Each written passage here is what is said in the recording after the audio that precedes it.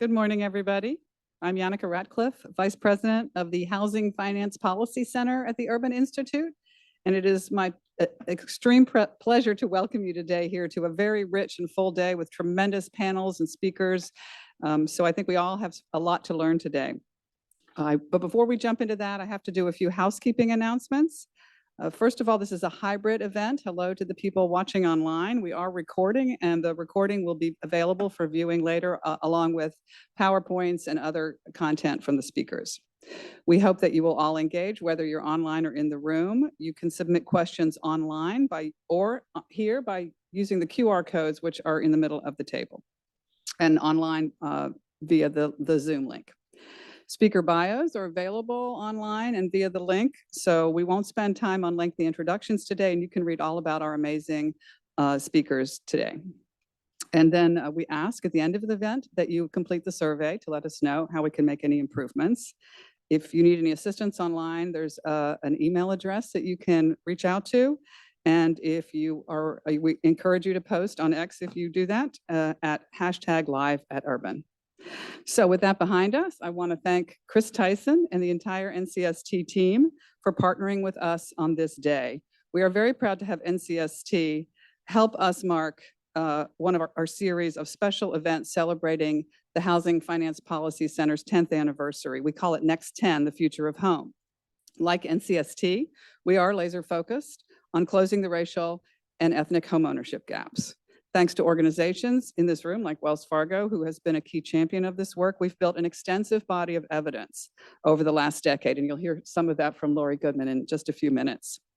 We're very proud of that work, but as everyone here today is well aware, there's much more work to do. The wealth gap that was created by discriminatory policies around access to home ownership continues to compound from generation to generation. If we're going to make any progress in the next decade, we need to confront one of the biggest headwinds facing us today, the lack of affordable homes for people to own. So with that, let's get started. I am so honored to invite Chris Tyson, President of the National Community Stabilization Trust. Good morning. Good morning. And thank you, Yannicka, and the Urban Institute for your partnership and support of this event. It's so great to be here with you this morning. The NCST team has been planning for a year for this event, and we've had, again, the partnership of the Urban Institute to bring this together. So we're really excited that you all decided to be with us both here in person and virtually online. And we look forward to just a great discussion today and hope you will enjoy it as well. We are especially appreciative of our friends at the Wells Fargo Foundation and City National Bank, without whose generosity and support we would not be able to be here today. 15 years ago, NCST was founded to address the considerably large inventory of stressed and defaulted mortgage property that existed in the aftermath of the 2008 housing crisis. NCST established a platform to facilitate the transfer of these properties to community-based nonprofits and others who brought these properties back to market in ways that stabilized neighborhoods and expanded affordable home ownership. Today, the nation faces a new housing crisis driven by a crippling lack of housing supply.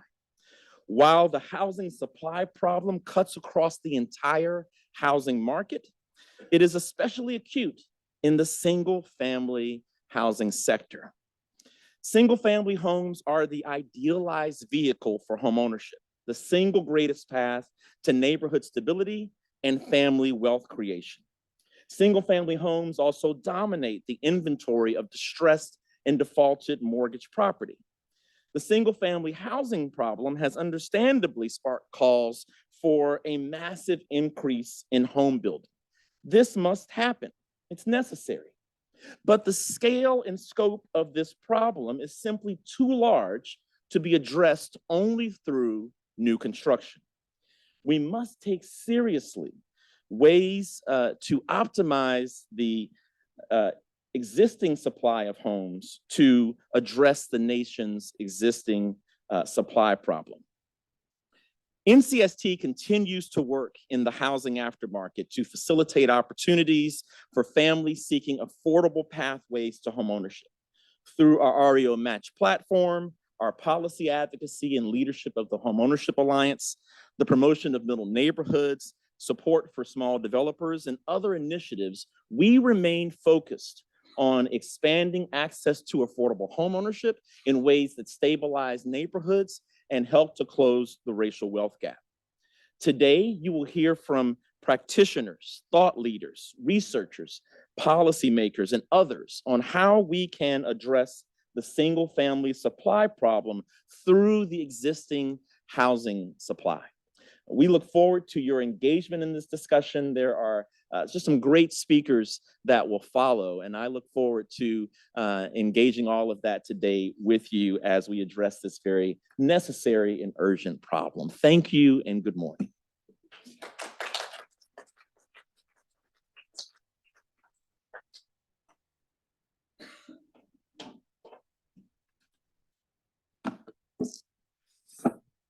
Well, good morning. I'm Stacy Spann, head of Housing Access and Affordability at the Wells Fargo Foundation. I am not a scholar or practitioner. So for you in the room, again, good morning, and I'm sorry to disappoint you. For those folks who are online, that blur you see in the camera is my bald head and the light refracting. So I'll apologize to you too. And then I'll get to business. So at the Wells Fargo Foundation, we're investing in philanthropic partners. That's very different than a group of grantees. And we are looking for partners like NCST and the Urban Institute. These organizations align with our mission to strengthen historically marginalized communities by supporting pathways to economic advancement and generational wealth. Within my team, the Housing Access and Affordability Focus Area, we're working with community-centric organizations to pave on-ramps to housing access. On-ramps to housing access. And we're doing that because no one, particularly no child, deserves anything less than a stable, affordable place to call home. And we know that housing provides the most significant opportunity and foundation for people to thrive. We also know that there are cost, equity, and access barriers to this most fundamental need. And while we're striving to foster and fund, support interventions and innovative solutions that increase access to affordable, sustainable, and wealth-generating housing, we, frankly, are still falling short as a country. And so to that end, at the Wells Fargo Foundation, we have 3 areas of focus: opening doors to access, keeping people housed, and innovation. And we're trying to align with communities and organizations to make sure that we're creating these opportunities for folks. And ultimately, what we want to do is house people well and house them often without there being rent or mortgage burdened. And we're striving for true data-driven impact and outcomes. How many people are served? How well are we serving them? And are they actually better off? So as Chris has pointed out, the current state of our housing market is at a crisis point, and we need to work together and explore every single possibility using every tool in our toolbox to address the full spectrum of housing access and affordability need in our communities. It's clear that every solution is necessary and that we all have a role to play. So Wells Fargo possesses tremendous and significant human capital and financial resources, and we're using that to try and bend this arc. In 2019, the Wells Fargo Foundation awarded $3 million in a grant to the Urban Institute's Housing Finance Policy Center for the Wealth Equity Initiative. To inform policy and practice to advance racial equity, the Wealth Equity Initiative sheds new light on housing and wealth disparities and how demographic and regional factors, environmental risks, economic cycles influence home ownership as well as wealth outcomes. The Urban Institute has used their extremely strong data assets, deep housing finance expertise, and racial equity framework to produce a series of research reports, blog posts, videos, and convenings investigating racial wealth, and housing disparities. And we're clear, and I'm sure you're going to hear some more about the findings of this work. We're excited about the work. And as Yannick said, we have so far to go still, in spite of that investment. And so that gave way to us supporting something called our Worth Initiative, Wealth Opportunities Realized Through Homeownership. That's a $60 million national effort to address systemic barriers to homeownership for people of color. We're partnering with community organizations in 8 markets across the country to create an estimated 40,000 new homeowners of color by 2025. And in addition to that, we support Unidos, a friend of all of ours, through our work. And we're continuing to work with other organizations and communities to do so. And today, I'd like to take a quick moment and bring Chris back to the stage to announce yet one more opportunity. So just hang out. So we do this work with partners. We're not a practitioner. We are a banking institution. And quite frankly, healthy communities provide for healthy opportunities for our banking endeavors. But it's also the right thing to do. And so I pointed out NCST earlier, and I'm pleased today to announce that we are awarding $2 million to NCST for a homes program, which will support a revolving loan fund and allow owner-occupant home buyers, especially in BIPOC households, to compete with cash investors on REO Match and other auction platforms. We're tremendously excited about our partnership with them. We're looking forward to a fruitful partnership. And this $2 million hopefully will go a little bit of a way toward closing this gap. So, and with that, I'll let you get to your regularly scheduled program.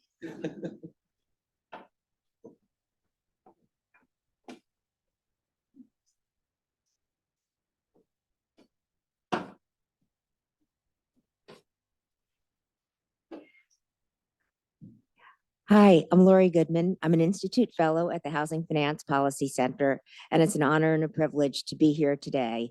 I'm going to do a brief presentation to set the stage and talk about the lack of supply, particularly the lack of affordable supply. There have been a number of governmental actions to help borrowers qualify for mortgages, and we applaud these actions. These include counting on-time rental payments, which don't go into people's credit score, but are tremendous determinant in terms of people's ability to pay their mortgage. A rise in special purpose credit programs and increasing down payment assistance, including Freddie's program to sort of provide more transparency in terms of what down payment assistance is available. But supply is lacking, and most U.S. housing supply is single family. There's about 144 million housing units in the United States. There's 90 of that 144 million, 97 million are single family units.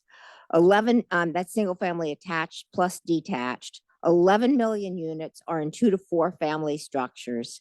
27.5 million are in multifamily, that is 5+ unit structures, and there are 8.1 million units of manufactured housing. So 144 million housing units, 97 million are single family, to Chris's point about the importance of single family housing. We're considering condos to be multifamily for this purpose, but the number of units is extraordinarily small. That is 4.4% of multifamily starts are condos now. 3.2% of all for sale single plus multifamily starts are condos. That number has gone down appreciably in the last few years, because in part because of default litigation, which basically a builder finishes a home, they're liable for a period of time. And so there is a real incentive for condo boards to make sure that all deficiencies and potential deficiencies have been corrected during that period of time. So for example, New York State requires construction defects to be identified within a year, and plumbing, electrical, heating, cooling, and ventilation within 6 years. So again, condo associations raise defect claims very promptly, and even potential claims. What that does is it raises costs tremendously. In addition, the GSEs have put a bunch of overlays on condo financing in the wake of the Champlain Towers collapse in Surfside. And so so condos are a very tiny part of the market. It's basically traditional single family. We have a severe housing shortage. Freddie Mac estimated in 2021, there's a shortage of 3.8 million units. Jim Parrott and Mark Sandy that same year estimated a shortage of 1.7 million units. The difference between those estimates is mostly how you count delayed household formation. The National Association of Realtors argued that there's 5.5 million fewer units built from 2001 through 2020 versus the three prior decade per annum average. That is cumulatively 5.5 million units shy from 2000 to 2020. The picture at the bottom is very interesting. What this does is it shows you starts per 1,000 population. We averaged about 8 starts per 1,000 population in the 1960s, 1970s, and 1980s. The last number is 5.1 starts per 1,000 population. Obviously, that's up from the lows following the great financial crisis, but it's still very low in any sort of a reasonable historical context. The other thing is, if you look at the line, what you'll see is that the multifamily line, that is the yellow area, is the most robust it has been since the 1986 Tax Act. By contrast, single family starts are under 4 per 1,000 population, historically very, very low. So basically we've had a couple of decade and a half of underbuilding, which has contributed to robust home price increases, particularly at the lower end of the market. And this actually just shows you what's happened to home prices since 2000. For the highest tier, a home that sold for $100,000 in 2000 would be $264,000 now. That is the 264% increase. 286% increase for the middle tier, and a shocking 351% increase for the lower tier. Just to put this in, just to compare this to the consumer price index, the consumer price index would be at 177. That is a 77% rise in the consumer price index. So just a huge difference in terms so home prices have all way outpaced what's happened to consumer prices in general. And the lowest tier of the market is basically 3.5 times what it was in 2000. The high appreciation of the lowest price tier has greatly diminished the available supply of affordable homes. So no surprise, listings is down. They're up from what they were at the very lows. But what's really interesting is if you look at that gray bar at the bottom and the green bar above that, this shows you the percent of homes that are under 200,000. In 2016, about close to 20% of the homes were under 100,000 and 45% were under 200,000. Now about 20% are under 200,000 and about 5% are under 100,000.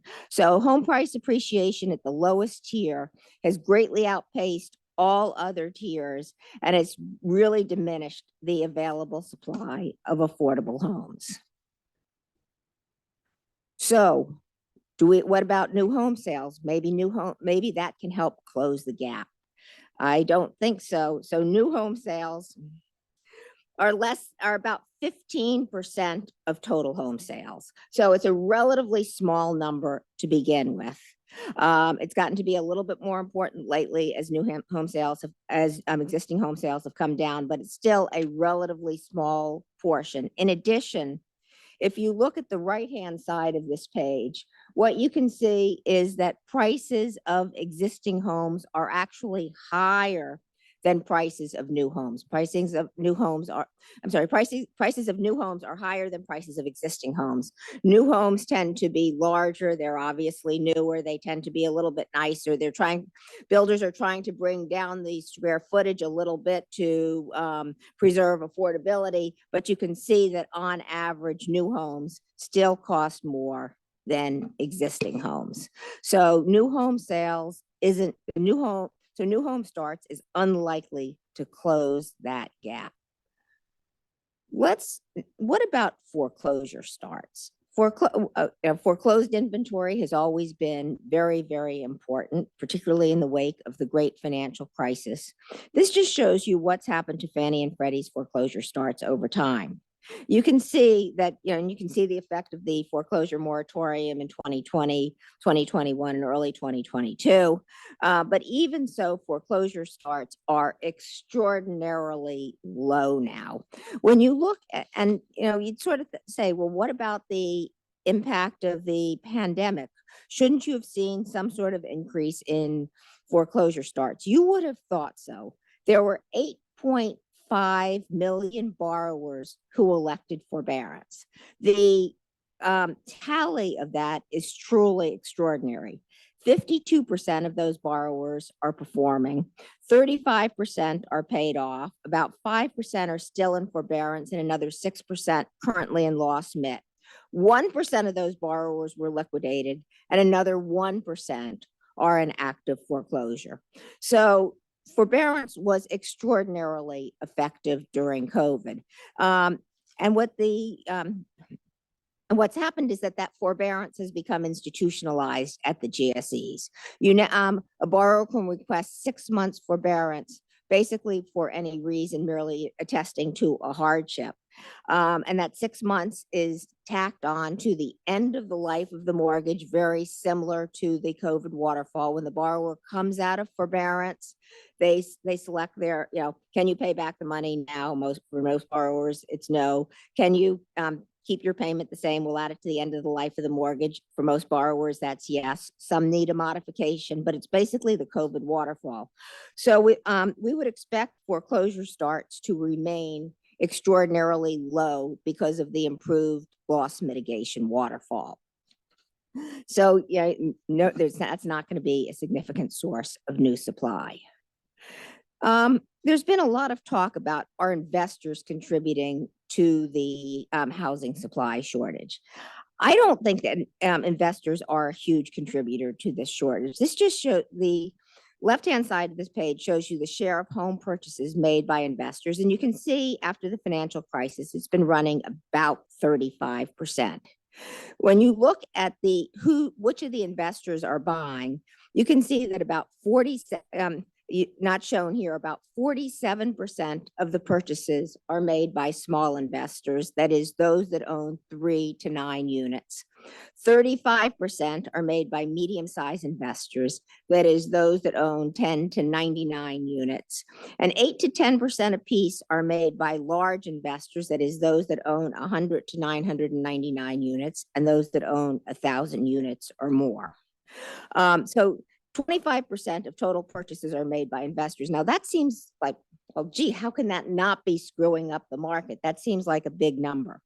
Yes, but you have to realize that there are sales on the other side of this. So what's really interesting is if you look at the right-hand side of this page, this shows you the renter-occupied share of housing units. And you can see overall, rentals are about 34.8% of the total housing supply. In the single family market, rentals are about 13.7% of the single family market. But what's interesting about that 13.7% is if investors were continually gobbling up 25% of the market, you would expect that number to be rising over time. And in fact, it's pretty flat. It's basically where it was pre-crisis, which I find extraordinarily interesting. So you've definitely had a shift. Small investors have always been a part of this market. Small investors are selling to large investors who've gotten to be a little bit bigger, but are still small. But when you look at the single family share of all single family rentals at 13.7%, approximately the same as pre-pandemic levels, that has not had a huge impact on supply. And then the final number shows the single family share of all rentals. And again, you can see basically we're pretty close to where we were pre-pandemic. So investors are not a significant contributor to the single family housing supply shortage. I want to talk a little bit about the single family housing stock. It's aging and the need for preservation has never been greater. So this just shows you the distribution of the 97 million single family properties by year built. So you can see that approximately, so sort of looking from the bottom up, 30% were built in 1959 and earlier, another 24% from 1960 to 1979. In fact, the median year built for single family housing is 1977.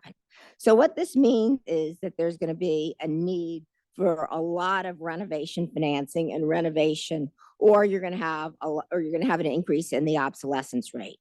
And decreasing the obsolescence rate can make a big difference. Remember, there's 97 million units there's 97 million units, single family housing units in the United States.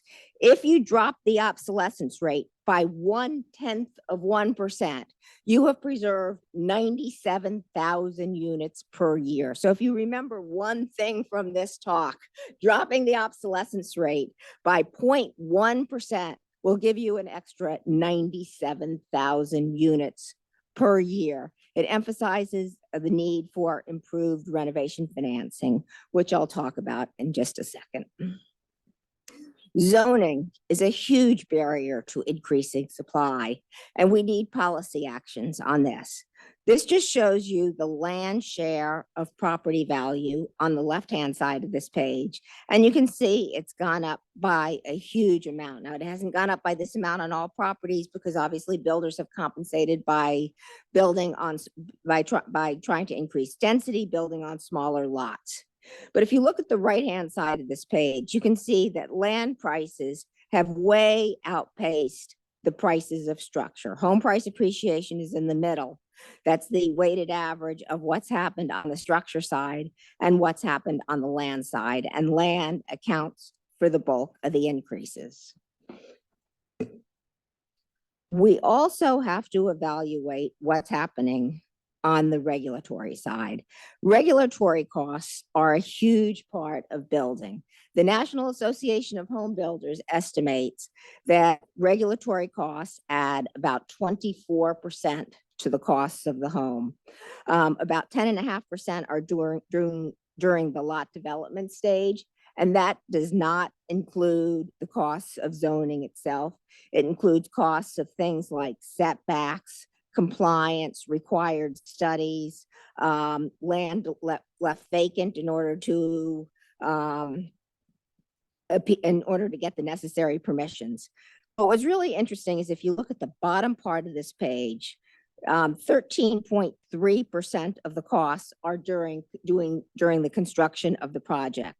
6.1% are changes to building codes over the past 10 years, and another 2.7% due to architectural standards beyond the ordinary. So almost 10% of the costs are due to these two features. So when you're thinking about adding, oh yeah, let's just make the building code a little bit more stringent, it'll produce better quality houses. It will also produce more costly and less houses. And it's important to realize that there's an inevitable trade-off. So Alleviating the supply challenges is going to require all levels of governments to do their part, and there are some green shoots. States and localities are realizing that zoning and building codes are huge impediments to increasing supply. ADUs have been approved in a number of different states, including California and Oregon and a number of cities. And the California experience is very instructive. Essentially, since 2017, almost every year there's been we're not producing as many ADUs as we thought because we allowed ADUs as a matter of right, but we didn't waive setbacks. Oh, we waived setbacks, but we didn't waive parking restrictions. Oh, we waived parking restrictions, but we didn't waive this or that. And so they've basically, each year we're now allowing for lot division. So each year there's improvements, and what that's resulted in is huge increases in the number of ADU permits. Infill zoning is another area where localities have begun to look very, very closely at what could be done. So infill zoning is the development of unused land in urban areas. And what you're seeing particularly in LA, you're seeing a lot more use of infill zoning. It's not as much as it's not as successful as they'd like. And again, you're going to see a series of actions year after year after year. And permitting is being speeded up in many localities. And there's a lot of different cities are doing something to try to speed up the permitting process so it doesn't take 15 years to get the permit to build. So again, states and localities are increasingly realizing that zoning and building cost codes are impediments to increasing supply and are looking to see what they can do there. The federal government is looking at improving financing for rehab and for accessory dwelling units. So FHA is taking a very careful look at their 203K program, which covers rehab. Fannie and Freddie are taking a close look at their program, and Freddie introduced the Choice Renovation Express program in late 2021, which basically waives the lender recourse, waives lender recourse. So the FHA program right now is fairly cumbersome. You need a HUD consultant for all structural repairs or anything over $35,000 or all structural repairs require a HUD consultant, which is costly and cumbersome. Freddie and Fannie don't require a consultant, but they do require the lender to keep recourse on the loan. Freddie's Choice Renovation Program waives that lender recourse. The result of this patchwork of programs that are inherently cumbersome is that there's a really high denial rate on renovation financing. There's about a 35% denial rate on home improvement or renovation financing versus a 12.9% denial rate on purchase loans, according to HMDA. So ultimately, improving financing for rehab is going to turn out to be very, very critical in terms of realizing as many of those 97,000 units we can save each year. Accessory dwelling units rely on rehab financing and have exactly the same set of issues. For FHA and Freddie are now counting some percentage of ADU income on mortgage applications which anticipate adding an ADU. That is, previously they said, sure, we'll count the income as long as the ADU is actually there, but you couldn't use the income to get the anticipated income to actually get the loan to build the ADU. So we expect to see continued improvements on both the rehab side as well as more flexibility in terms of accessory dwelling units, all of which are very, very welcome changes. So indeed, the housing supply shortage, particularly the affordable housing supply shortage, is extremely acute. And the rest of the day, we're going to talk about some of the solutions and some of the very interesting things that have been done as people have addressed that set of issues. With that, let me call up Elizabeth Coates and her wonderful panel.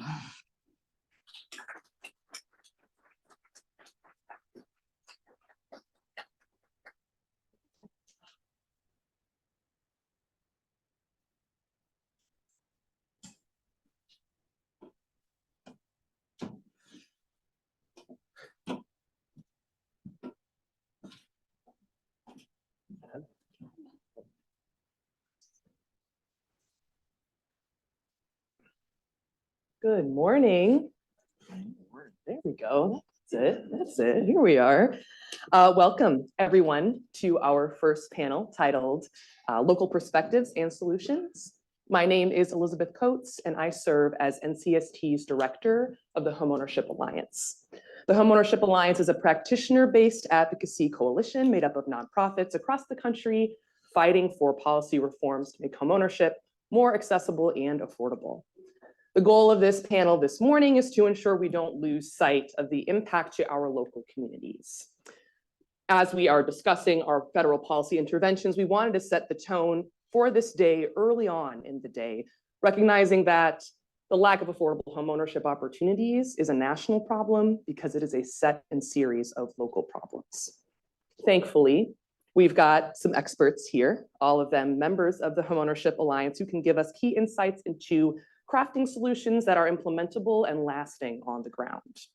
So I will start with some brief introductions. I know you have access to it, but I think especially as we are looking at our local areas, it's important to know, who it is that is joining us and from whence they hail. So to my direct left, I have Marcos Morales. He is the Executive Director of Hogar Hispano, Inc. Marcos manages all of Hogar's operations and entities, as well as his role as a manager of Hogar Community Reinvestment LLC, or HCR. They are a nationwide REO program designed to acquire and repurpose distressed assets for sale or lease to income qualified households in disadvantaged neighborhoods. And they serve all over the United States, including Puerto Rico. And next to Marcos, we have Anthony Simpkins. He is the president and CEO of Neighborhood Housing Services of Chicago. Anthony is a leader in Chicago's affordable housing community. He was previously the managing deputy commissioner of Chicago's Department of Housing, where he administered housing and community development policies, programs, and strategic investments. And most recently, Anthony now serves as the chair of the steering committee for the Homeownership Alliance. Again, our NCST's advocacy-based, thank you, yes, advocacy coalition focusing on federal improvements and reforms to affordable homeownership. And lastly, we have Sasha Gay Angus. She is the president and CEO of Manna Incorporated. Sasha is a leader of affordable housing and community development with over 22 years of experience, and Manna operates here in Washington, D.C. Before her time at Manna, she came from McCormick Barron Salazar, where she oversaw planning and implementation of large multi-phased neighborhood transformation projects, both in in Pittsburgh and Baltimore. Thank you, each of you, for joining us here this morning. So let's kind of bring all of that really important data and national information kind of down to where the three of you are operating.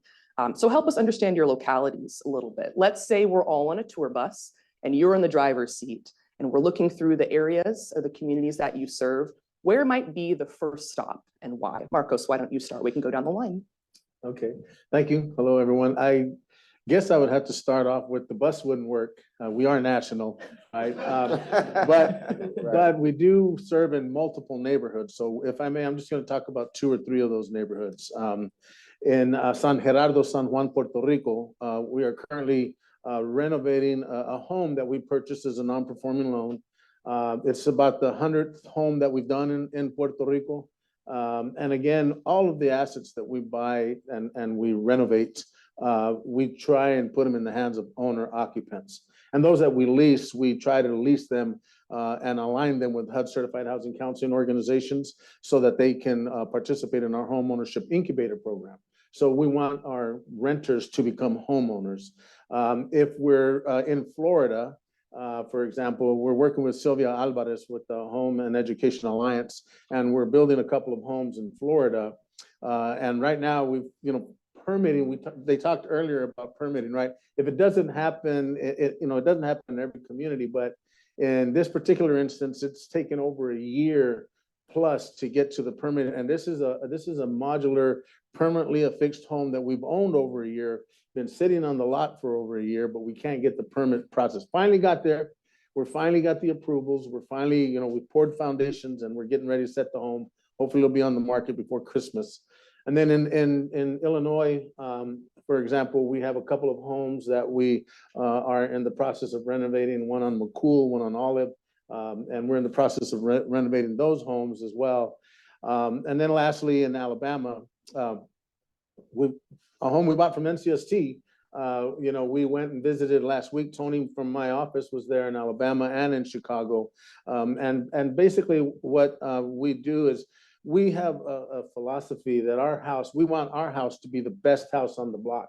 Just because we're providing affordable housing doesn't mean we have to provide low, quality housing. So FHA being a minimum standard, what we do is we look above and beyond that. And so we try to put higher quality materials into our housing units. So now that you've toured the United States and Puerto Rico, you have a general idea of what we do at HHI. Thank you. Anthony, where would you take us on your first step of the tour? Right. So NHS,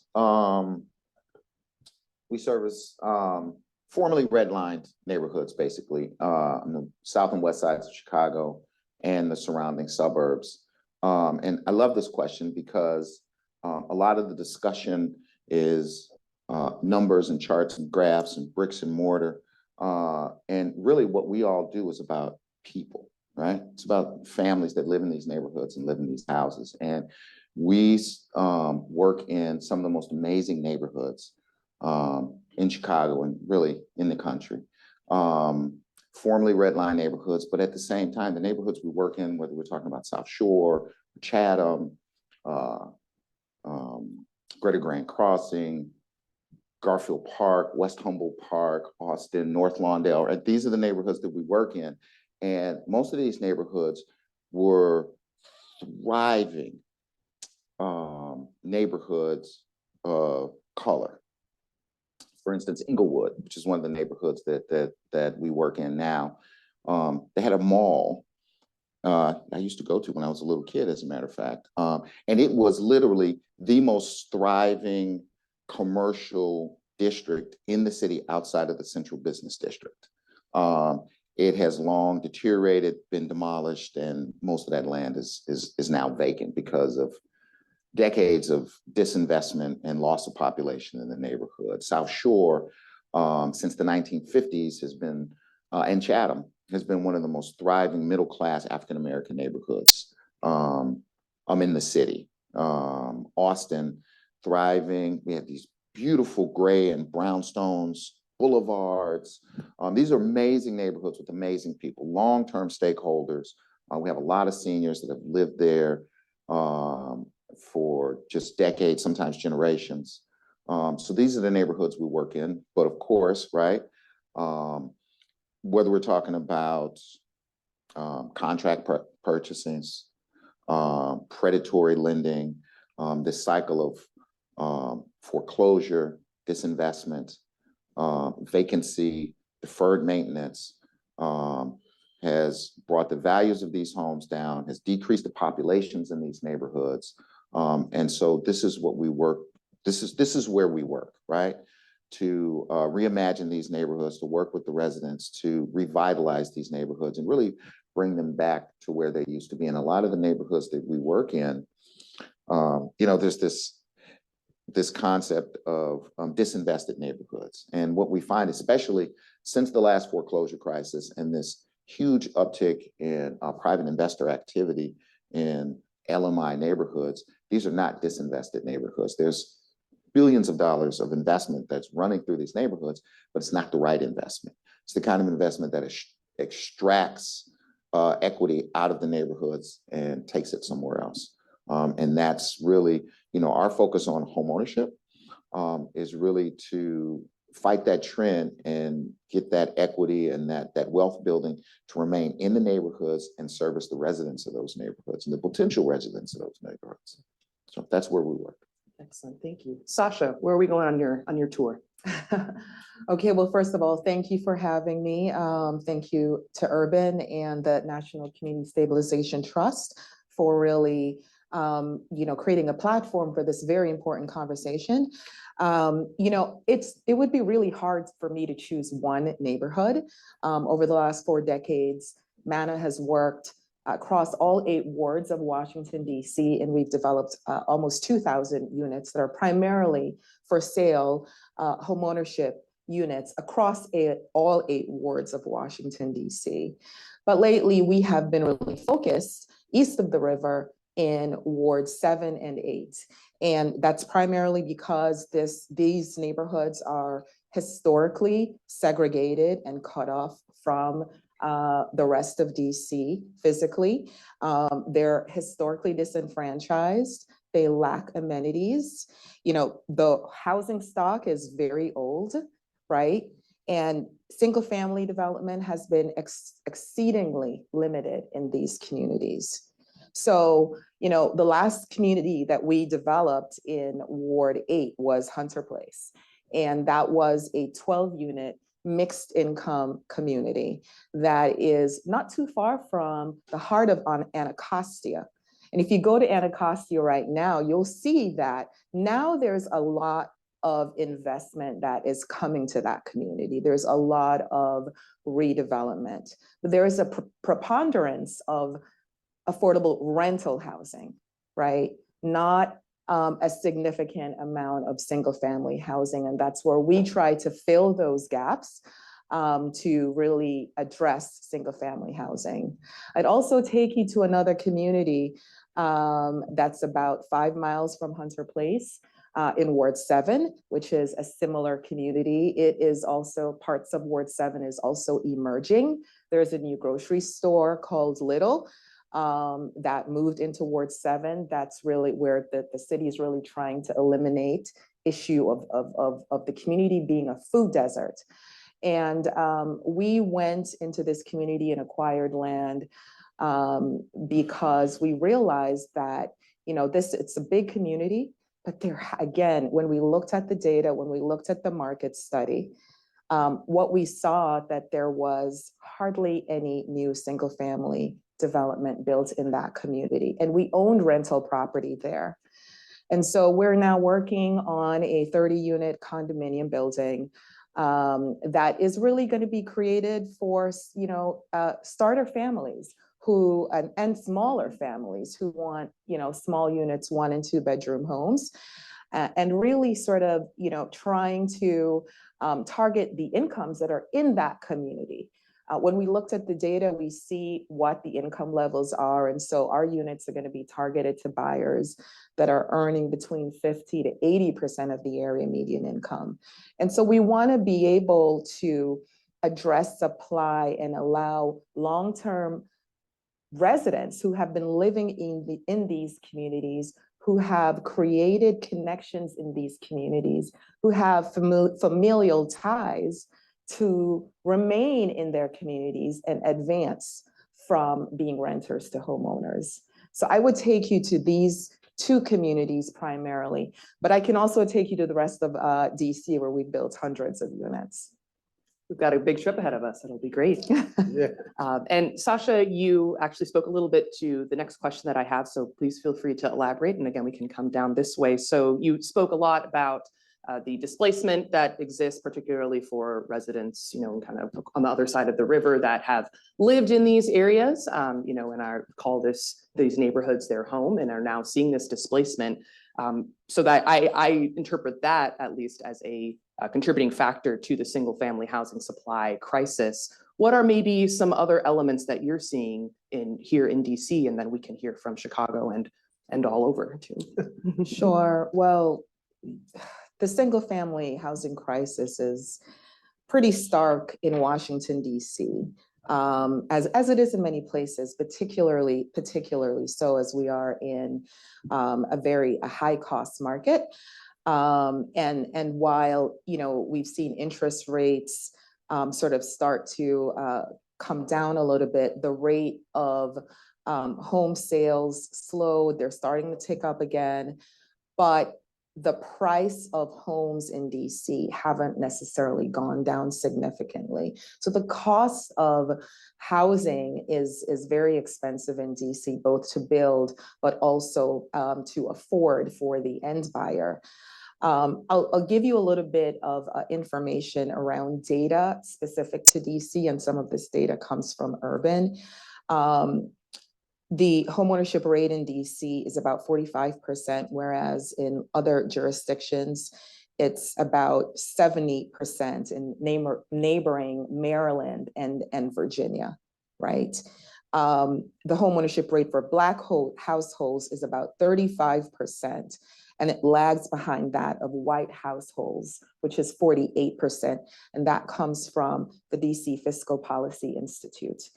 Only 8.4% of homes purchased between 2016 and 2020 were affordable in Washington, DC to the average first-time Black home buyer, while 71.4% were within reach for the average first-time white buyer. So the average white household has much more freedom to choose where they want to live and what they can afford versus the average Black and even Hispanic buyer in Washington, DC.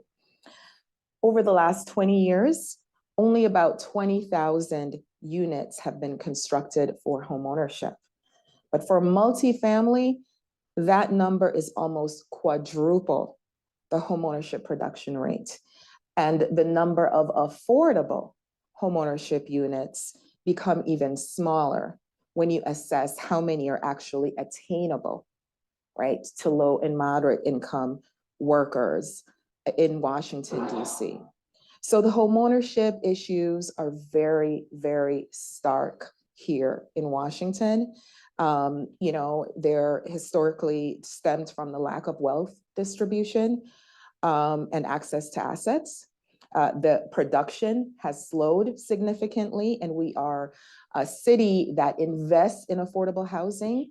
The mayor and city have committed last couple of years, $400 million each year to build new affordable housing. And prior to that, our Housing Production Trust Fund was very strong in creating affordable housing. The issue being that we have been focused on low-income housing, tax credit rentals, and we've forgotten about moving our renters, the fact that renters need to also move into homeownership. We've forgotten about creating homeownership units. And so that's part of the reason DC lags far behind, despite the fact that we have a strong population of knowledge workers here in DC. The homeownership gap is wide, and we really have to have some critical intervention strategies to increase production. Anthony, can you talk to us a little bit about how you see the single family housing crisis manifesting in Chicago? Yeah, and it sounds very similar. In Chicago, the Black homeownership rate is about 35%. The Hispanic homeownership rate is 53%, I think, as opposed to about 75% for white households in Chicago. So very similar. Starting at the previous foreclosure crisis, predatory lending, foreclosures, which led to vacancy, depopulation, deferred maintenance, right? This is what we see. And yes, we have millions upon millions of dollars every year that are invested in affordable housing in Illinois and Chicago. But basically, it's all tax credit and tax exempt bond financed affordable housing, and it's all rental housing. And I have to get myself in trouble with my fellow affordable housing developers, and NHS is a nonprofit partner in 3 multifamily projects right now. But the wealth that's generated from that is generated for developers and lawyers and property managers, and doesn't generate any wealth for the residents that live in these units. And we're involved in the 3 that we're involved in because we have the opportunity to provide the counseling and the training and the hand-holding for those residents to try and get them from rental to home ownership, right? And that's where we see the disparity. When the ARPA money came down, we had millions and millions of dollars of ARPA money that came through Illinois, and we fought to get that money, some of that money set aside so we could begin to build homeownership units. And this is not just single family homes, right? 1/3 of the housing stock in Chicago is 2 to 4 flats, right? Which represent an opportunity to provide homeownership opportunity for somebody, but also then affordable rental units and the ability for them to build wealth, right? At NHS, we focus on homeownership for a purpose, and the purpose is for building wealth, right? The opportunity to build wealth that especially communities of color were denied for generations upon generations upon generations. And so that's why it's very important. So what do we see? We see prior to the foreclosure crisis, followed by a few years later by the pandemic, single family home, you could buy a single family home in Chicago if you were a moderate income homeowner for $250,000. That same house now costs you $450,000, right? A condominium, you could buy a good condominium for $150,000. It's now $350,000, right?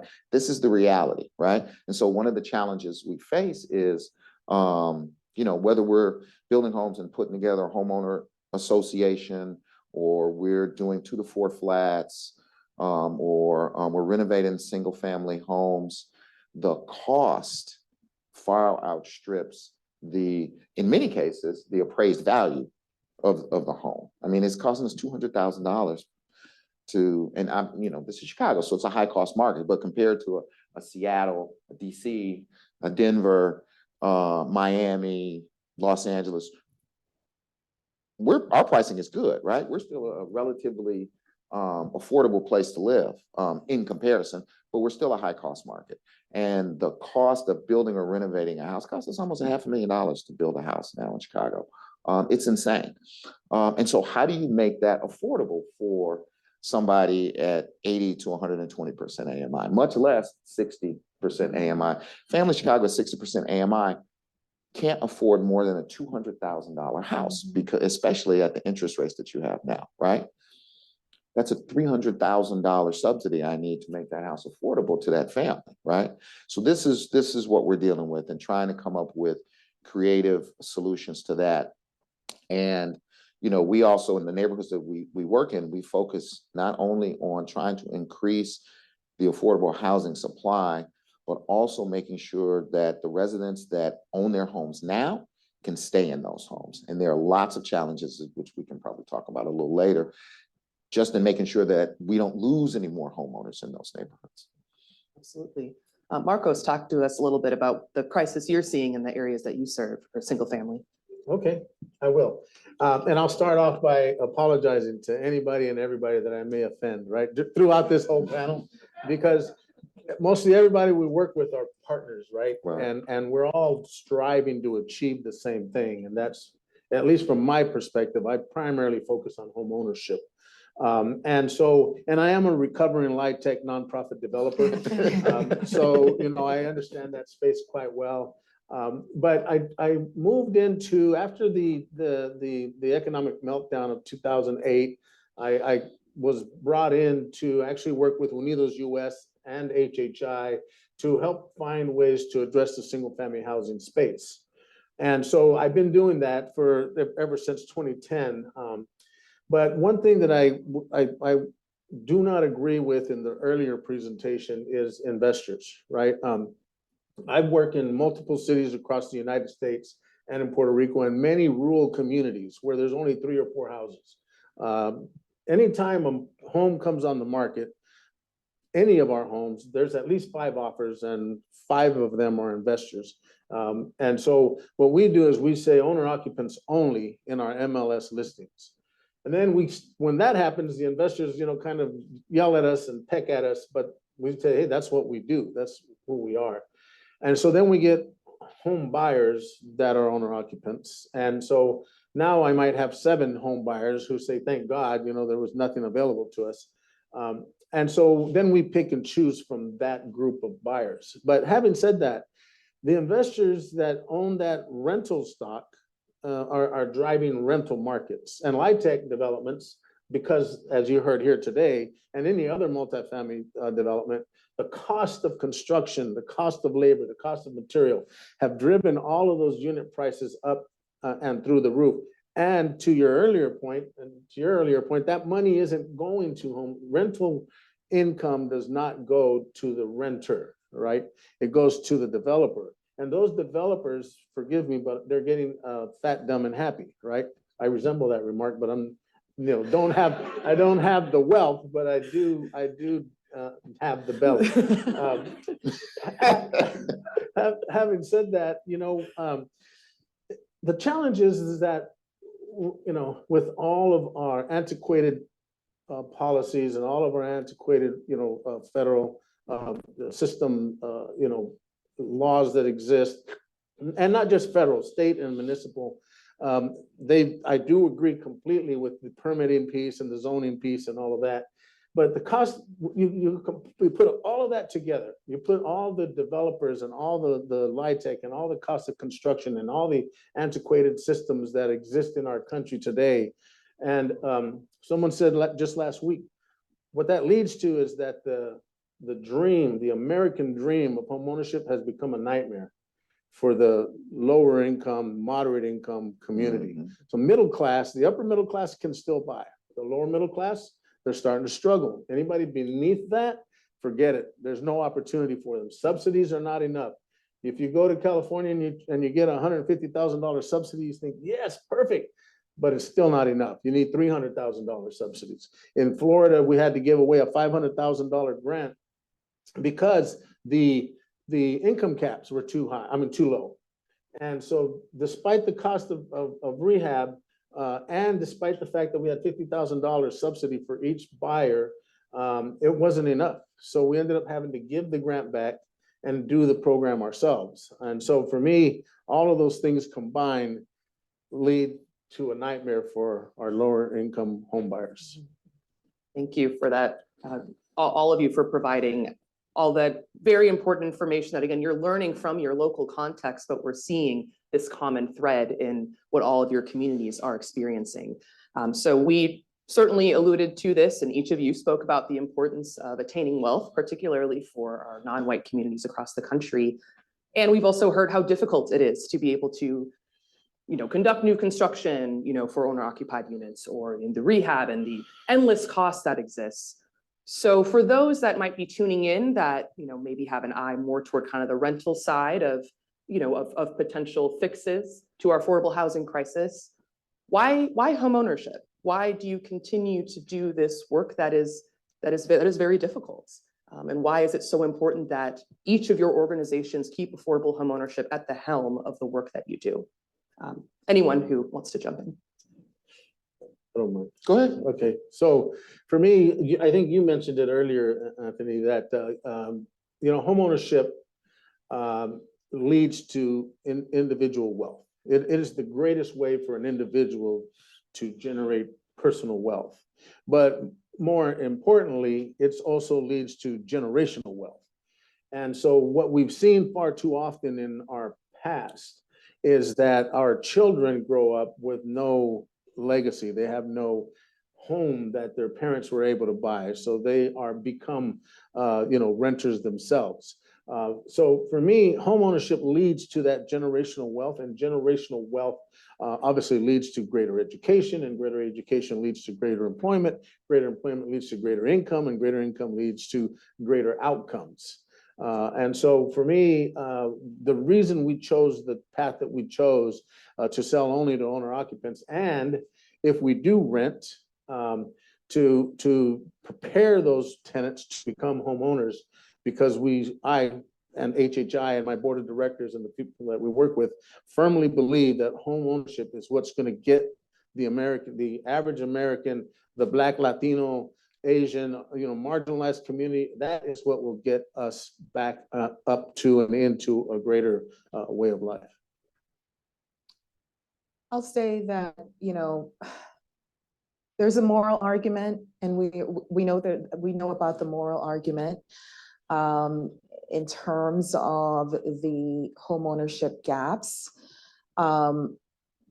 And when I consider the work of MANA over the last 40 years, every year when we look at our demographic, we are consistently serving primarily African-American, single female-headed households. Those are the people that are coming to us, who are looking for homeownership counseling, who need credit repair, who are working to become mortgage ready, and really are looking to gain support and preparation on the journey. And when you consider, what the demographics look like, it may be you know, a 65-year-old grandmother whose daughter is living with her and whose daughter's daughter is living with her. So she's raising her grandchild or her grandchildren. And she has never been a homeowner. Her mother was never a homeowner. Her daughter isn't a homeowner. But she decided that she wanted to break the cycle of rentership and choose the path to create an asset for her and her child and her child's child. And she has done the work. Literally in the last 2 months, there has been specifically 2 people that we have worked with where that profile is exactly the same. And that's just in the last 2 months. Imagine in the last 40 years, right? Consider the household that really needs help and really wants help, but doesn't really have the education and support about and really needing the support in terms of the relationship with money to build credit and improve credit. And oftentimes they don't really have to go that far to get there, right? You know, consider the first-time home buyer who just doesn't know where to start and really is just overwhelmed by the paperwork. In DC, we have many programs. We have a wonderful down payment assistance program. It's called HPAP is the acronym for it, but it's a home purchase assistance program. And it offers up to $202,000 in down payment assistance to first-time home buyers at the 50% AMI level. And it supports other AMIs up to 110%. So HPAP is available to, you know, low and middle income workers, right? But the paperwork of going through the HPAP process, layered with, you know, access to a mortgage and any other programs that might be available to get them across the finish line, they need help. So that's the work that we do at MANA, is to really try to meet those challenges and support people where they are, but also the ecosystem is broader and we can't just focus on the counseling. We have to take a multi-pronged, multidisciplinary approach. And that's why part of what we do is not just, you know, supporting households through a HUD certified housing counseling agency, but also adding to the production. And so I would also say that, you know, you heard Marcus talk about the economic argument. The economic argument is there too. You know, DC has a strong workforce, but employers really can retain talent with a strong homeownership base, right? It's good for families. Families are able to spend more when they can manage what their monthly housing costs are going to be over a long period of time. And it helps households to really be able to accumulate assets so that maybe they can start a business or send their kid to college without them having to take out student loans. The argument for homeownership, it's strong, it is moral, it is economic, and the time is now for us to really address it. Excellent. Since we're here in DC and HUD is down the street and the Capitol is nearby, let's talk about some federal programming for a bit. This is a question I've asked each of you, I think, a few different times. What are some federal programs and resources that work well, that support your day-to-day, and what are some that fall short? Anthony, we could start with you. Yeah, so that's an interesting question. Not to get myself in trouble, but I don't think there are really any federal programs that work really well for home ownership. I mean, we've pointed out the fact that for the most part, resources, especially public resources, have focused primarily on affordable rental housing.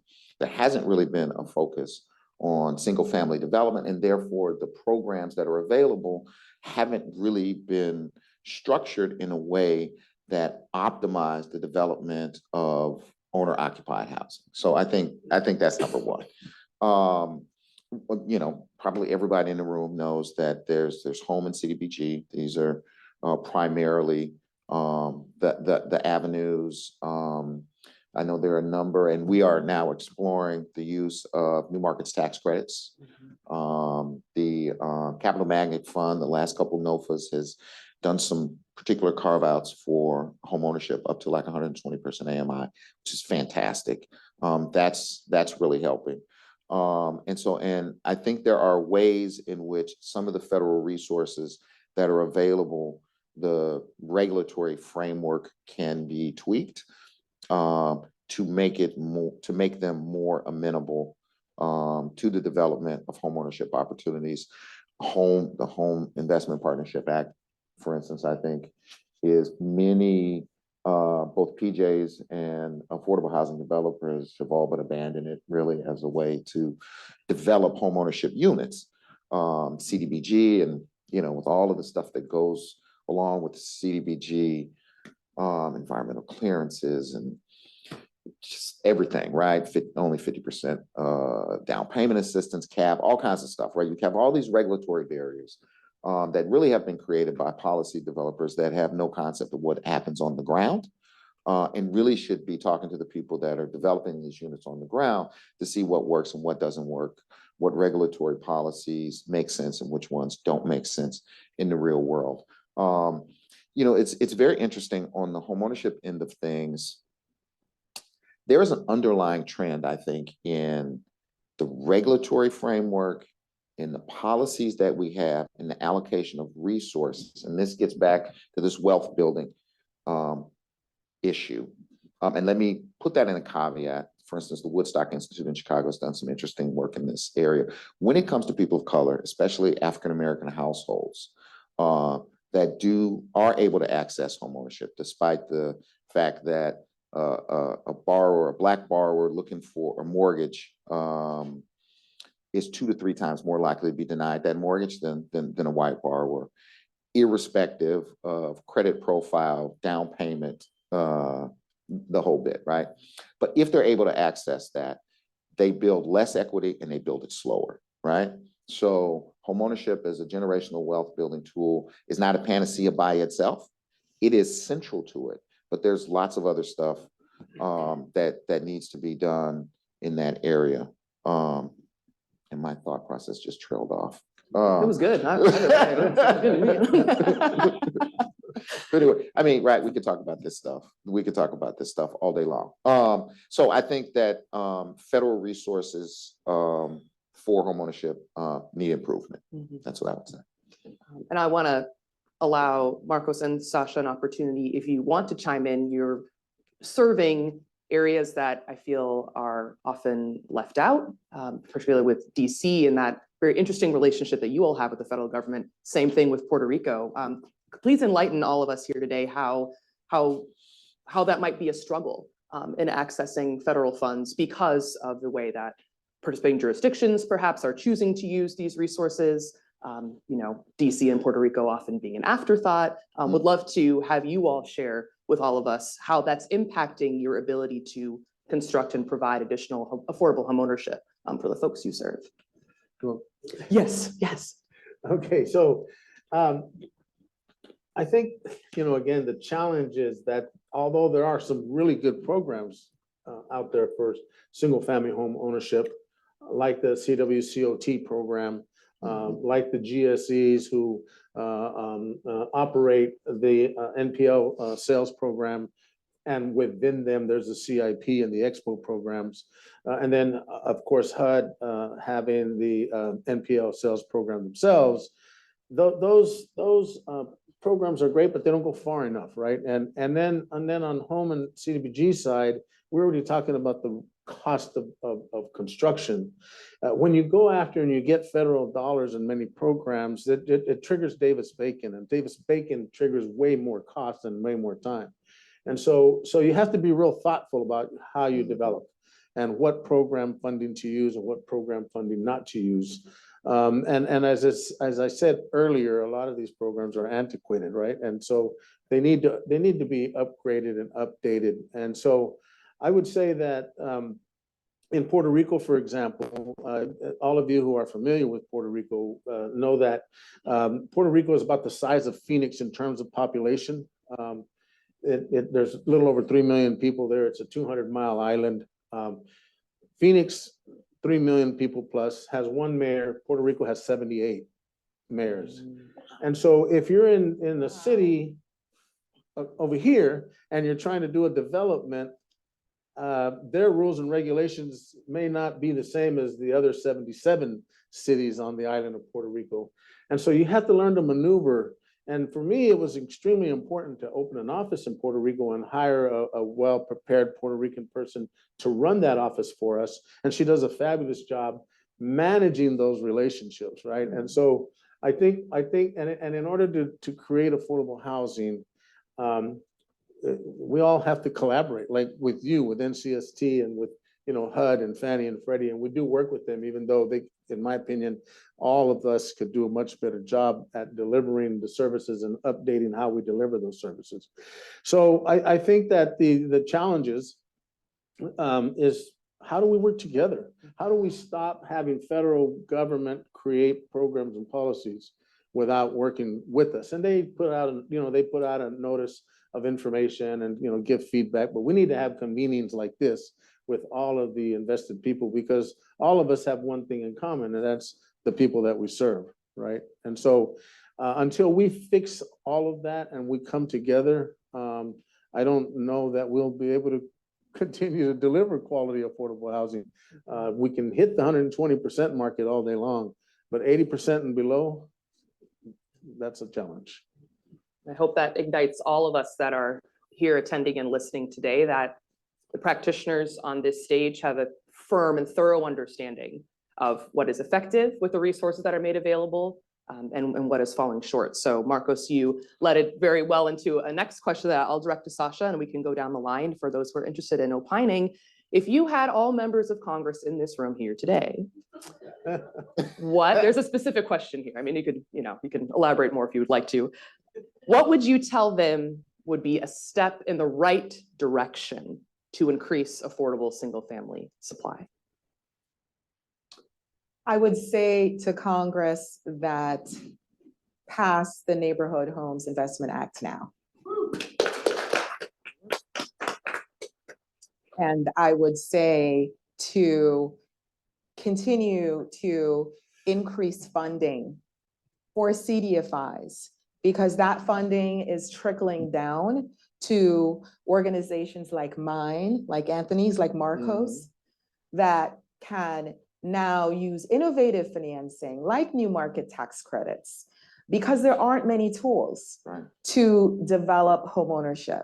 We are trying to find every tool in the toolbox, and we've found a way to utilize new market tax credits to develop homeownership. But if we had a tax credit like the low-income housing tax credit program that has been so important to leverage affordable rental housing. And I come from a multifamily background and affordable rental housing background, and believe in the need to really create safe, decent, affordable rental housing. It's been successful on the rental housing side, but do we really want to create long-term renters? No, because we're going to find ourselves in this situation again, decades later.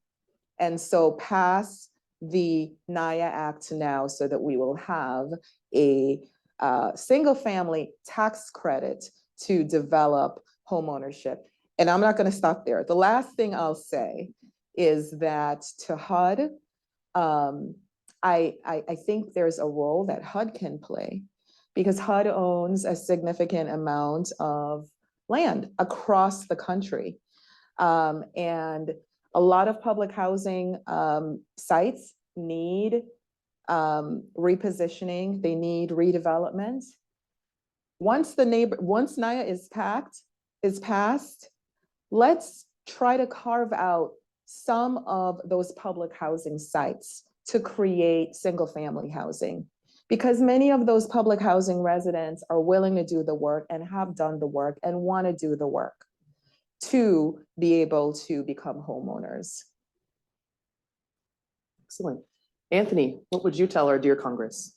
So what would I tell Congress? I think, first of all, part of the lack of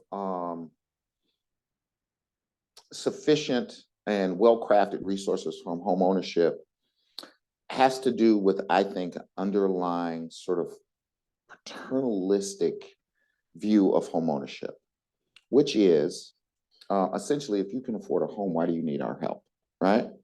And for all of the reasons that we've talked about here, right, you do need homeownership. And when this nation decided that homeownership and building a robust middle class was important, starting back in the 1930s, right?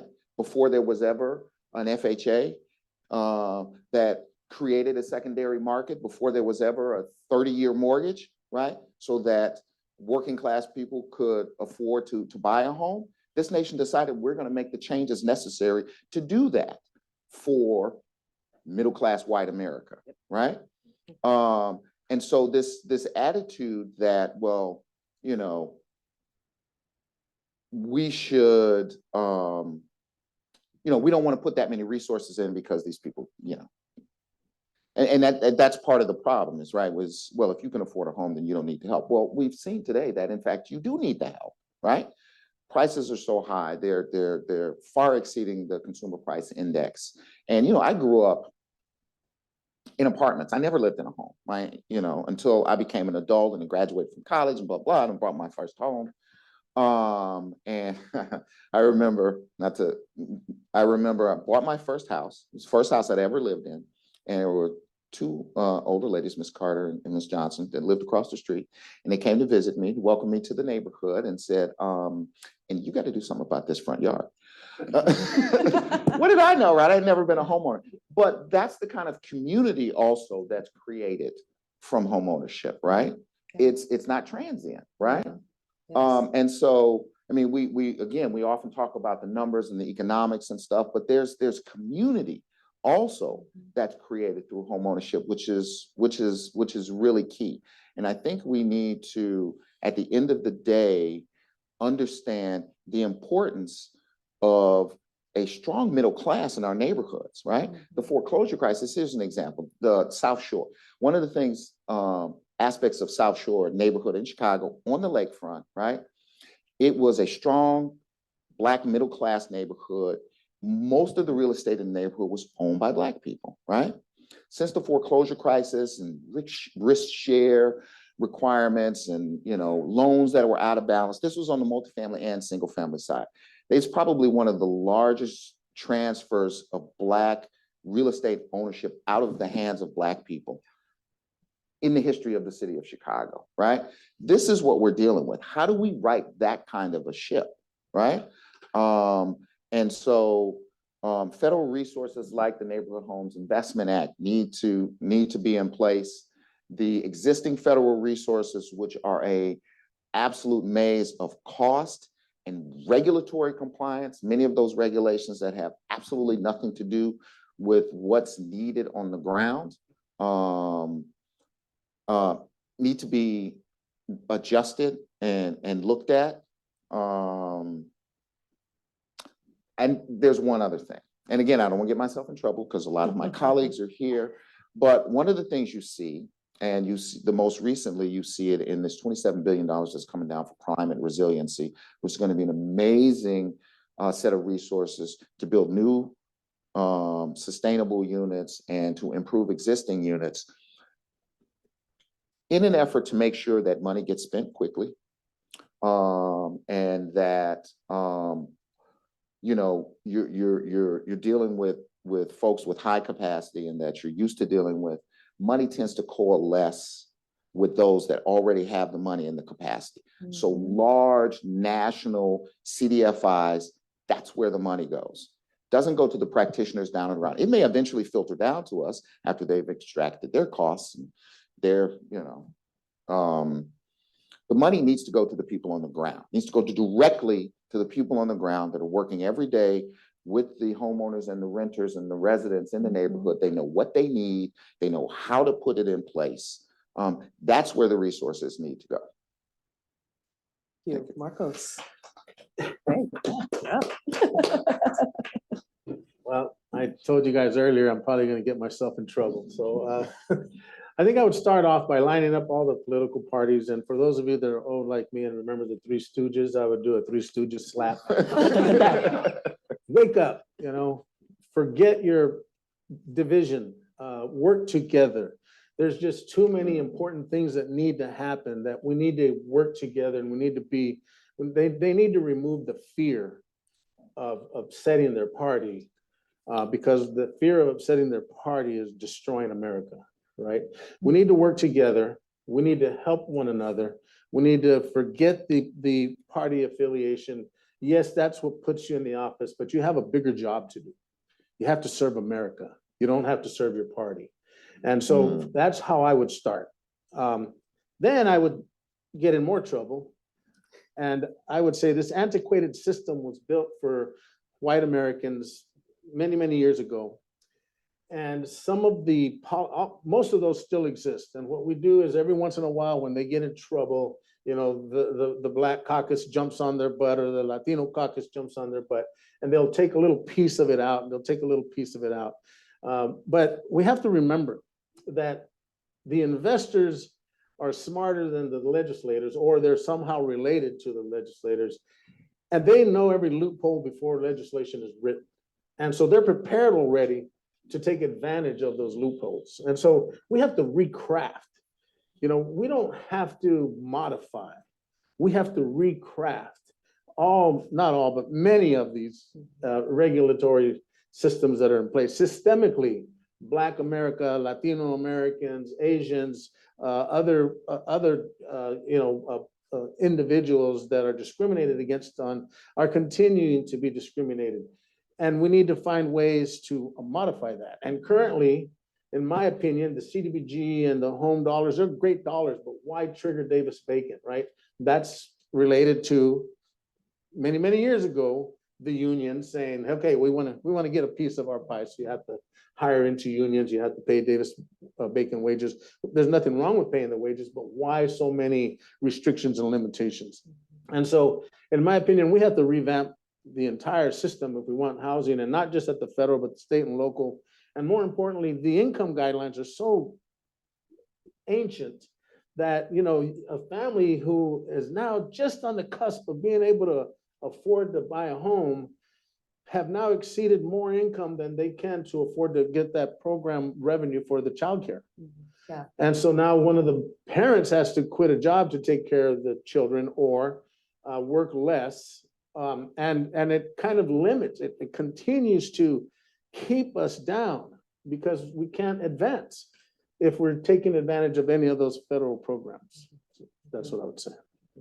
I really appreciate the candor and the passion that is brought here on this stage. I know myself working and conducting advocacy here in DC, it's so important to anchor me to understand how high the stakes are. So I'm curious, our final question before we move to the Q&A coming in from our audience, how does having a direct interaction with the people in your communities shape your policy advocacy? Or perhaps another way to ask this question could be, why is it valuable for you to base your policy recommendations on the needs that you see on the ground?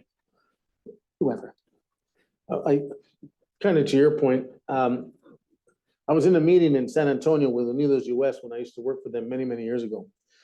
And we were describing the population that we serve. And halfway through it, forgive me, I got a little teary like I'm currently now, right?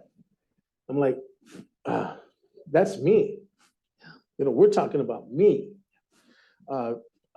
Poor, hand-me-downs, not enough money, working in the fields on the weekends so that we could have money, to do things.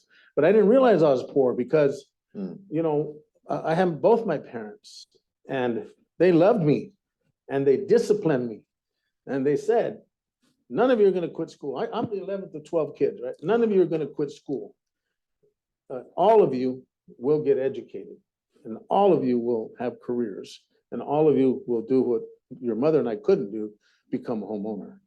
And so that was embedded in my core as a child. And so for me, when I go into a community like Puerto Rico or Chicago or Florida or Phoenix or wherever I might be, I don't really care what federal regulators say. I even don't really care what my bank partners say. Yes, I care that, yeah, I know they're going to restrict me and limit me and blah, blah, blah. But what I care about is who's going to receive. My constituents are going to be the ones that are going to receive the benefit of my work. And only my constituents. Everybody else, if they don't like it, they can pull their funding. If they don't like me, they can step away from our organization. But at the end of the day, regardless of who you are, you want the same thing I want. And that's quality affordable housing for our low and moderate income communities. So that's why it's important to talk to them. And as I said earlier, that's why we do what we do, right? What we do is really not about charts and graphs and bricks and mortar. It's about people, right? It's about human beings. And, you know, we serve the south side of Chicago, the west side of Chicago, and the south suburbs. And I have neighborhood outreach coordinators, you know, that sort of manage our relationships with the residents there. And we have, our board is required to be a third residents on our governing board. I, like just about everybody else that works at NHS, actually lives in one of the neighborhoods that we work in. And it's critically important. And one of the things that we were able to glean from the residents, especially the seniors in our neighborhoods, was that, you know, we're talking about building housing units and repopulating. They said, that's great, but I can't afford to stay in my house. I need help doing repairs. I need somebody to help me with property taxes, right? I need somebody to help me figure out how to control my ongoing housing costs so that I can stay in my house. And so we began to focus our programming and our requests from local government for resources there, because that's what the residents said that they needed, right? And so it's the residents that inform the policies and the programs that we pursue, because our job is to focus on their needs, their challenges, and their aspirations. I would agree with you. I think that, you know, it's the communities on the ground who own, people on the ground who own their communities, right? I own my community that I live in, right? You all own your communities that you live in. You have a stake in those communities. And housing is foundational for all of us to be able to thrive, foundational, right? So why shouldn't we listen to people who are living in substandard housing and are telling us what their needs are, what their dreams are, what their hopes are, what kind of community they envision? You know, we would be doing communities a disservice if we didn't listen and take that information to be able to, you know, support and create what it is that they need. And the work of MANA has really built on that foundation. It's really about listening to people. You know, we started out as an organization that was working with families that were in transitional housing. And once those families got stable, our founders said, what do you want to do next? What does next look like for you? And they said they wanted to be homeowners, and that was in 1982, right? And that's how we got into the homeownership business. And today, we still keep our ear to the ground with our communities.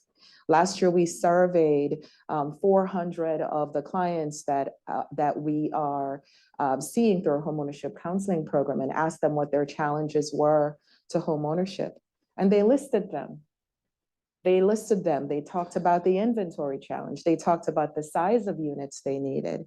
They talked about the fact that the paperwork is scary, right?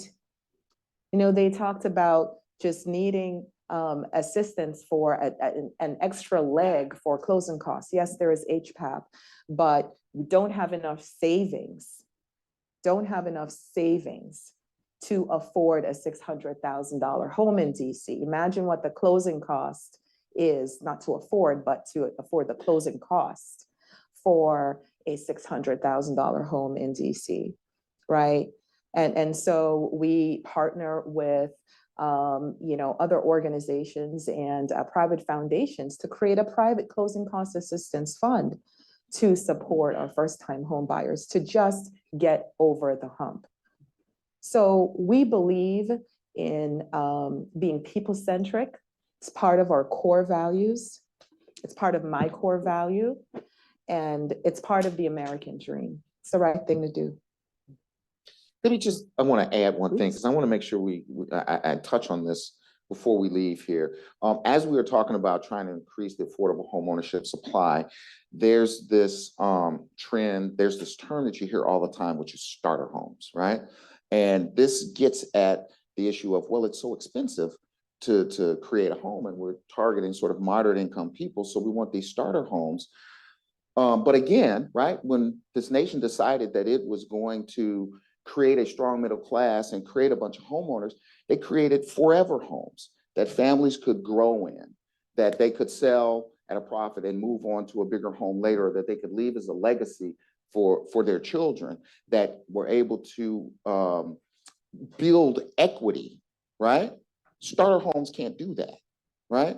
And it's part of this concept, again, that, well, you're a lower moderate income, so you deserve this. You deserve a nice little starter home, right? We should be building forever homes. Chicago is replete with bungalows, right? The classic bungalow. These are brick structures that families could grow in. They could dormer them out, or they could finish the basement or whatever, that have lasted for over 100 years, that they leave as legacies, that they grow in, that they sell and move on to something better. We should be building forever homes for people. We should not be building starter homes for people. So I just want, that's something that I think is really, really important as we talk about how we grow our affordable housing inventory, and which is why rehab is so important, because a lot of these graystones and brownstones and these forever homes are in fact part of that existing inventory. And we need to focus on that, because then we can put families in a home that they can live in for 40 and 50 years, not 5 years because it's a starter home and now I got to move. We've got a great question coming in from the audience that I was actually thinking of when we were viewing the first presentation on data. Could you all share your on-the-ground perspectives on how institutional investors have or have not changed the dynamics in the communities that you serve? Marcos, you talked a bit about this. We'd love to hear from all of you on what that experience looks like, and if it aligns with the data that we learned this morning, or if there's a little different, some other considerations we have to keep in mind. I guess that I would say again, data is data, but facts are facts, right? And the institutional investors, and I have nothing against them, because I got into my space working with institutional investors. When our organization was formed, our board of directors said, do affordable housing, but no grants. We don't want you to compete with all the affiliates across the country. So we said, fine, we'll do affordable housing without grants. So we went directly into the institutional investor world, and we've raised $500 million worth of capital, if not more. But the one thing that we did differently is we told our institutional investors, you will adopt our mission, you'll adopt our purpose. But what I see outside of those that work with us and through us for home ownership is anytime you put a house on the market, or you see a house on the market, oftentimes that house was purchased by a wholesaler at a discounted price and now sold to you at maximum price. Yes. And so, and then you'll see pools of rental home, single family homes. And there's so many. It might be, I think in Fresno, California, the other day I was in a meeting and they said about 34% of the Fresno housing stock is rental housing units owned by some form of an investor. And they drive the rental market rate and they choke the single family housing inventory. They're not selling any of it. They're not putting it in the market. And so I think all of you could agree with me is there's insufficient housing stock in the market today. And rental rates are through the roof. And so, and much of that is because of, in my opinion, institutional investors very large investors buying whole blocks of assets and keeping them as rental portfolios. Good for them, bad for us. You know, I will add that in DC, we're definitely seeing an uptick in institutional investors. But many of those institutional investors are smaller institutional investors, right? Where they are really doing 3 units at a time and 4 units at a time. And some of them are buying homes on auction. They're doing, maybe putting, you know, in, I don't know, $100,000 in the renovation of the home. They do turn around and sell it in DC because, you know, home prices are through the roof. And because the supply is so scarce. At one point in my neighborhood in Ward 5, homes were leaving the market after 7 days. They'd go on the market and then they'd sell. And I don't live in, you know, a high income neighborhood, right? And you see the change that's happening where these smaller institutional investors, they buy the home, they renovate, and then they sell it for an exorbitant price. And those units are not going to middle income workers. They're not going to, you know, the teacher, the firefighter. They're not going to the police officer, right?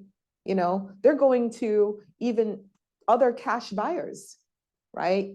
They're going to, you know, families that have much higher incomes and really just want to sort of start out, buy the home, and maybe they'll sell it later after 5 years. And so what's happening in DC is that institutional investors are making the market that much more, home ownership that much more unattainable for our low and moderate income buyers. And it's a problem. Yeah, I think what we saw, maybe that's nationally, and I can only speak to the experience in Chicago, but the experience in Chicago is absolutely that the investors have taken over the single family market in Chicago. We are one of the few CDFIs that actually does retail mortgage lending. We lend to the home buyers.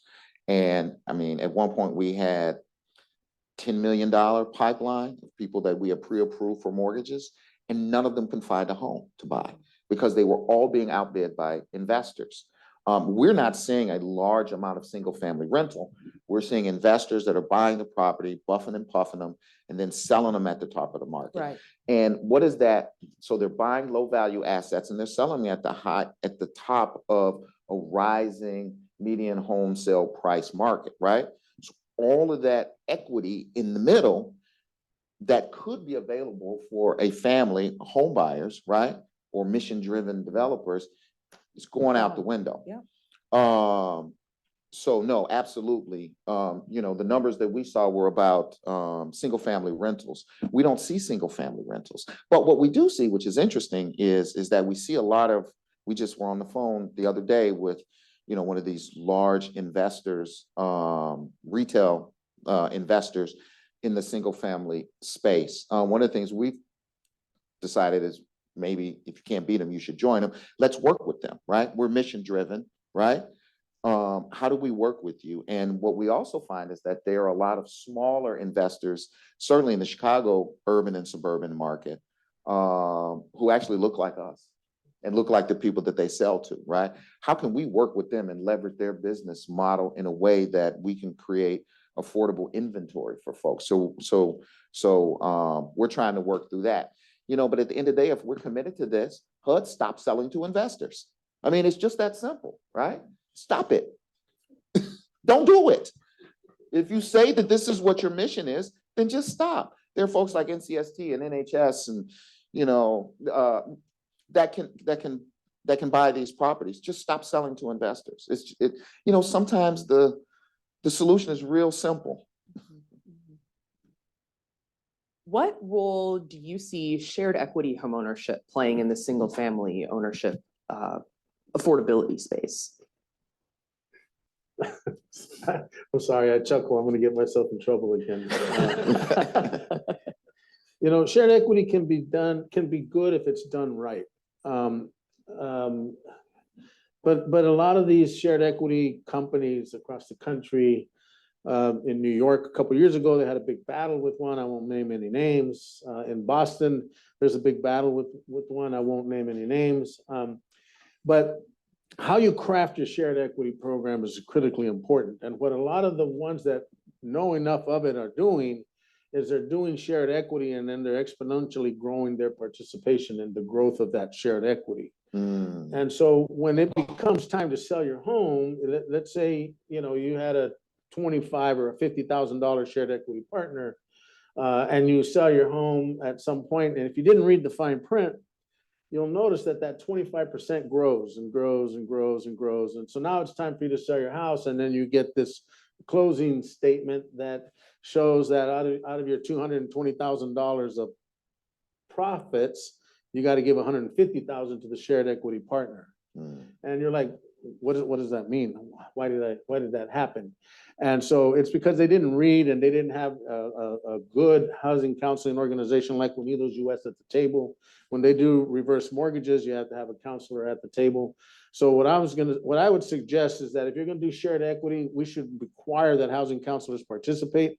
We should, if you're gonna do it, I think it's okay to do it, but stay ethical, stay to your mission, stay true to your purpose, and do shared equity programs, because it can create home ownership opportunities. But please don't rob our friends, our neighbors, our constituents. We think that condominiums, and especially co-ops, these are traditional shared equity, right? Where there's no partner in there, right? It's the people that own and live in the properties that are the ones that are sharing the equity. And again, responding to the needs of residents in Chicago, we actually have a history right around the 1950s or so. One of the avenues into real estate ownership for African Americans was, in fact, co-ops. And I grew up in a co-op that was a Black-owned co-op that was developed in the 1950s through my grandmother. And I've got aunts and uncles and cousins that live in co-ops in Chicago. It's a cost-effective way to own something and to have a legacy to pass down. So that is actually a very important part of the process, but it should, I think, shared ownership should focus on sort of the traditional ways of co-ops and condos, so that the folks that live in it actually are the ones sharing the equity, and not, some other partner. There is an interesting story in the Post today about that, where young women, young at the time, women came together and purchased a building in Upper Northwest, and it was a co-op, and they held on to the 6-unit building for a very long time and still own it to today. And they were very intentional about holding on to their home ownership unit and wanting to pass it on to a generation. So I love your story about shared equity in the spirit of condos. But I would say that the problem with home ownership in this country, and even in DC, it is so deep, it is so stark, that I believe that we need multiple models. I believe that we need multiple models. I don't believe that you need that only one model works, because again, we're dealing with individuals' lives. We're dealing with people. And there are people who, like the idea of shared equity and being part of a community like a land trust. But then there are other people who really want a forever home and want, to be able to not purchase a home that has, where they have to give back a portion of the equity, where if they were to sell it, or if they want to hold on to it, so that they themselves can realize the full benefit of the equity that builds up in those homes. And so different people want different things, and our job is to serve the needs of the people. The model that we prefer at MANA is one, it is a fair, what I would call a fair shared equity model, where there is a portion of subsidy that goes into the construction of the units, because again, we're in a high cost market and we're targeting 60 to 80% home buyers. That's the hardest group to serve, right? And so the subsidy then gets passed on to the buyer, right? They assume that in a second mortgage, and it burns off over time. The longer the buyer stays, the longer the owner stays in the home. So they're incentivized to stay in the home. The subsidy burns off. If they, and the subsidy stays with the home for 15 years, right? So if they sell in year 10, then they really only have to repay, say, the last 5 years of the subsidy. And they're realizing a greater percentage of equity in that unit. So we again, it has to be done right. We really believe that, someone making $50,000 after selling a home in DC, it's really difficult to upgrade or buy another home. Right. With that kind of money in a high cost market like DC, right? So we want people to really realize the full benefit. But again, it is not our decision to make. We focus on the model that we employ, and we support other organizations that want to take a different approach or utilize a different model, because at the end of the day, we're all contributing to this very major problem of supply crisis. Thank you. Yeah, it really does take all varieties and different models, as Yeah, Sasha that's a said, really good to point. be able to get our way out of this crisis. Markets across the country are seeing, the same problem for a myriad of different reasons. Let's put a myriad of different solutions to the test. So our final question that we've got time for, at least, and Sasha, you mentioned a really important local program that the city of DC provides. I wonder if we can hear maybe another state or local intervention from each of you from the policy perspective that you see as repairing the existing harm that we all talked about, particularly with non-white home buyers or home seekers, and also valuable innovations to increase supply and sustain home ownership. So either a state or local program that you feel kind of fits the bill of harm reduction, as well as providing additional supply and sustaining home ownership.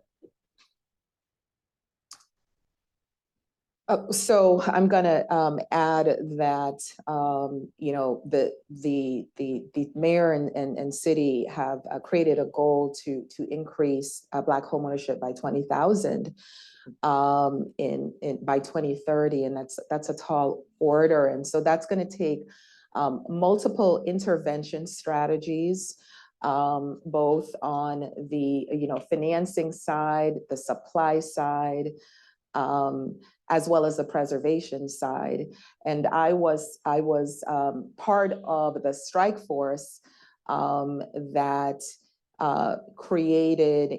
came up with a plan. Myself and other practitioners in Washington, D.C.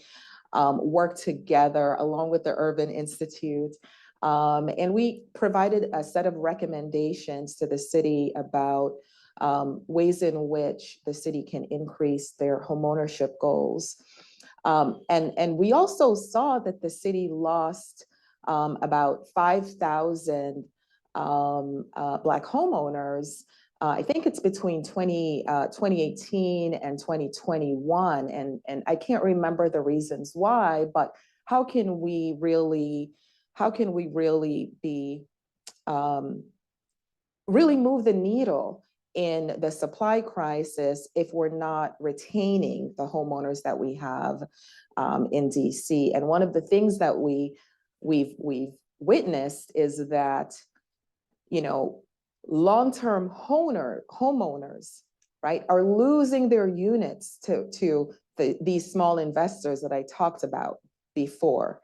And so very, very critical to support those long-term homeowners in really creating wills, in estate planning, in ensuring that they have trusts and providing probate services so that they can pass those units on to their families and that they can be ahead and create a will so that the unit stays in the family. So one of the things that the city's done is they've created this heirs rights program, and they're partnering with some local nonprofits to provide legal services to existing homeowners so that they can have the support in passing on their units from one generation to another. So I think this preservation strategy is really important.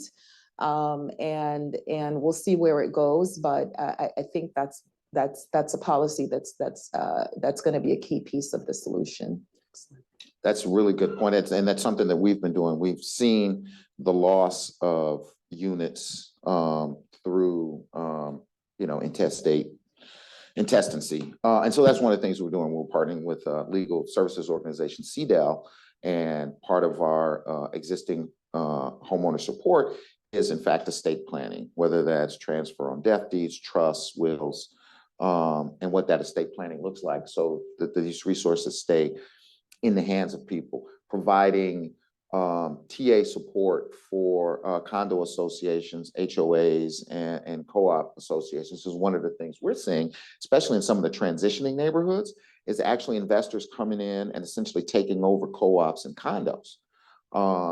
And then doing special assessments to price everybody out and then converting them into rental properties. I mean, we've actually literally seen this happen. So providing them the technical support that they need so that they're governing properly and, the whole bit.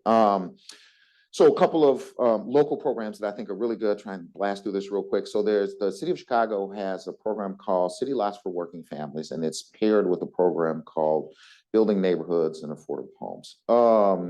And essentially what it does is it gives lots to mission-based developers and nonprofit developers for $1 each, city-owned lots. They're already residentially zoned and they've been— Can we have that program? and they've been screened. And no Davis-Bacon, we have prevailing wage in Illinois, which is basically the state version of that. No MBEWB. So all of the regulatory overlays that make the building the homes so expensive, 75% of the homes that you build have to be affordable up to 120% AMI.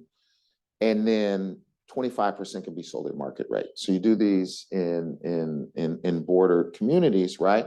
And you can create some internal subsidization, and you also can create some income diversity in the neighborhoods. It's a fantastic program, and it's paired with this Banner program, which provides up to $100,000 purchase subsidy, so that the homes actually then that cost you so much to build, right? We can probably build them for about 450,000.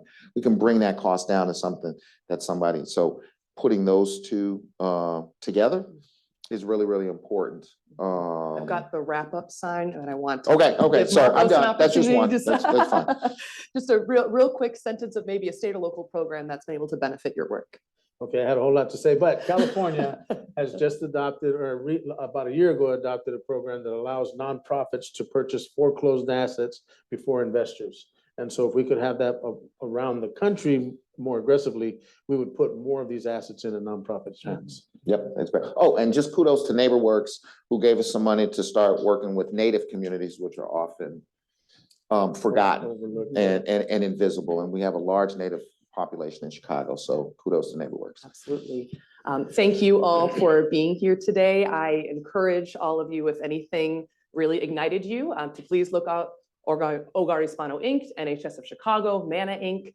If you're interested in kind of the broader policy initiatives that we're working on at NCST, please check out our website, ncst.org. Again, we run the Homeownership Alliance, and this is just a drop in the bucket of the myriad of perspectives that I have the great pleasure to consolidate and really elevate up to the halls of power. So if this is something that excites you, please let's have some more conversation. And thank you again. Let's give a hand to our panelists, and we're going to get lunch after this. Thank you so much. Great job.